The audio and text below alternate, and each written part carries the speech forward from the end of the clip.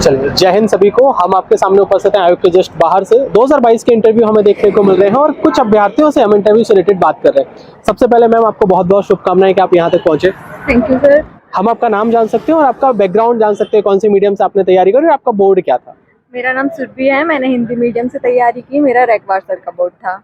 तो पहले अभ्यर्थी हमें आज की डेट में ऐसे मिले हैं जो हिंदी मीडियम से थे, देखकर काफी अच्छा लगा। आप सबसे पहले तो यही बताइए कि हिंदी और इंग्लिश मीडियम में आपको क्या लगता है कि क्या सही रहेगा? ऐसा कुछ नहीं है, दोनों मीडियम अच्छे हैं। हमें अपने विचार व्यक्त करने हैं, वो हम किसी भी माध्यम में कर सकते हैं। बिल्कुल। और एक चीज देखने को मिलती है कि अभ्यर्थी कंफ्यूज रहता है कि इंटरव्यू कौन से भाषा में चलता है, इंग्लिश में, हिंदी में या बाइलिंगुअल, तो उसके बारे में थोड़ा सा हमें बताएं। इंटरव्यू बाइलिंगुअल चल सकता है, आप हिंदी भी बोल सकते हैं। कुछ टर्मिनोलॉजी ऐसी होती है जहाँ पे आप इंग्लिश प्रेफर करें तो बेटर है, तो मुझे लगता है दोनों बाइलिंगुअल चल सकता है। और अगर देखा जाए आपका थोड़ा सा गृह जिला और आपके बारे में बताइए, ग्रेजुएशन वगैरह कहाँ से क्या था? मैं छतरपुर जिले से हूँ। मैंने ग्रेजुएशन में कंप्यूटर साइंस इंजीनियरिंग सागर से किया हुआ है। ओके, तो छतरपुर जिले और आपके ग्रेजुएशन से संबंधित क्या कुछ क्वेश्चंस हमें आज देखने को मिले? नहीं, उन्होंने कुछ नहीं पूछा मेरे डेप्थ से। तो फिर क्या करंट अफेयर से रिलेटेड क्वेश्चन थे आज सारे? करंट अफेयर्स भी नहीं पूछा उन्होंने, मुझसे पॉलिटी पूछी है। ओके, सिर्फ पॉलिटी के कुछ क्वेश्चंस थे? पॉलिटी के क्वेश्चंस ज़्यादा थे, मतलब लगभग सारे ही क्वेश्चंस पॉलिटी के थे। और बस उन्होंने मुझसे पूछा कि आपका कौन सा अटैम्प्ट है ये, तो मैंने बताया कि मेरा सेकंड अटैम्प्ट है इंटरव्यू। तो उन्होंने पूछा कि पहले भी मेरे बोर्ड में आई थी, तो मैंने बोला नहीं सर, मैं आपके बोर्ड में फ़र्स्ट टाइम आ रही हूँ। तो फिर उन्होंने मेरे पहले इंटरव्यू के मार्क्स पूछे। मतलब एक्चुअली मेरा सिलेक्शन सब रजिस्ट्रार की पोस्ट पर हुआ, तो उन्होंने बोला सब रजिस्ट्रार तो बहुत अच्छी पोस्ट होती है, फिर आपको यहाँ क्यों आना है? तो मैंने इसका आंसर दिया। आफ्टर दैट उनने मुझसे राइट टू एजुकेशन पूछा, आरटीआई पूछी और संविधान से रिलेटेड क्वेश्चंस थे। ओके, सिर्फ पॉलिटी से रिलेटेड ही सारा हमें इंटरव्यू देखने को मिला। फैक्चुअल भी पूछा है, यूएनओ के बारे में पूछा है। यूएनओ का स्ट्रक्चर बताइए, यूएनओ के मेंबर्स कितने होते हैं, उनके हेड हैं, उनका नाम क्या है। और सुप्रीम कोर्ट, हाई कोर्ट के जजेस की अपॉइंटमेंट प्रोसेस पूछी थी उन्होंने। और आरटीआई कैसे फाइल करते हैं वो पूछा था। राइट टू एजुकेशन में कैसे हम स्कूल में एडमिशन दिलाते हैं बच्चे के लिए, तो वो सारी चीज़ें पूछी थी।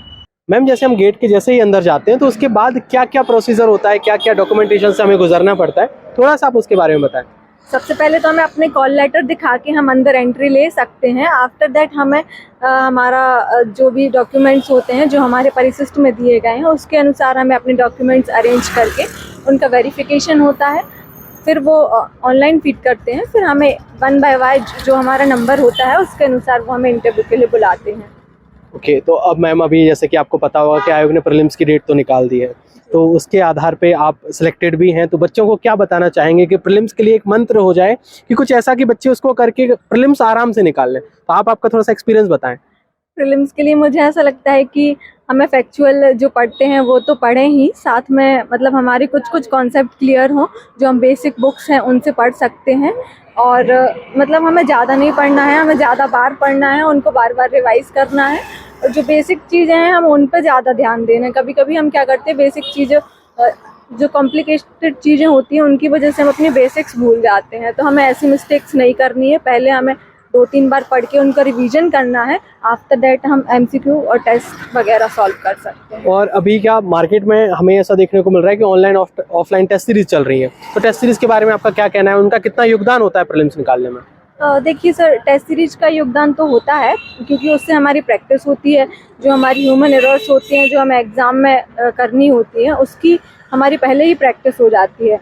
और जो क्राइटेरिया हमारा वीक होता है, जहाँ से हमें क्वेश्चंस नहीं बनते हैं, तो उनके बारे में भी फिर हम अपनी तैयारी एनालिसिस करते हैं, तो इस हिसाब से वो इम्पॉर्टेंट है। बिल्कुल। एक और चीज़ मैं पूछना चाहूँगा कि लगभग आपको 4 से 5 वर्ष चीज़ों को करते करते हो गए हैं, तो इस सारी प्रक्रिया में आपके माता पिता का इसमें क्या योगदान रहा, किस तरीके से उन्होंने मदद करी, किस तरीके से आपने अपने आप को मोटिवेट रखा, क्योंकि ये चीज़ बच्चों को जानना काफ़ी ज़रूरी है। जी सर, मेरे माता पिता का मेरे इस प्रोसेस में बहुत ज़्यादा योगदान रहा है, क्योंकि आज मैं यहाँ पे खड़ी हूँ तो ये केवल उन्हीं की वजह से है कि उन्होंने मुझे सपोर्ट किया है। और मतलब इतने लंबे टाइम तक वो मुझे इस चीज़ के लिए सपोर्ट करते रहे हैं और तैयारी करने के लिए बाहर भेजा। और तैयारी के दौरान जो सफलताएं असफलताएं भी होती हैं, तो उस दौरान भी उन्होंने मुझे सपोर्ट किया। तो मैं चाहती हूँ कि सभी के माता पिता का इसमें बहुत रोल होता है। बिल्कुल मैम, हम आशा करते हैं कि आपका इस बार और अच्छी पोस्ट पे सिलेक्शन हो। पहले ही आप एक अधिकारी बन चुके हैं। मैम, जैसे कि अभी मार्केट में काफ़ी ज़्यादा कोचिंग हमें देखने को मिल रही है, ऑनलाइन ऑफलाइन, तो किसी कोचिंग के बारे में आप सजेस्ट करना चाहते हैं क्या?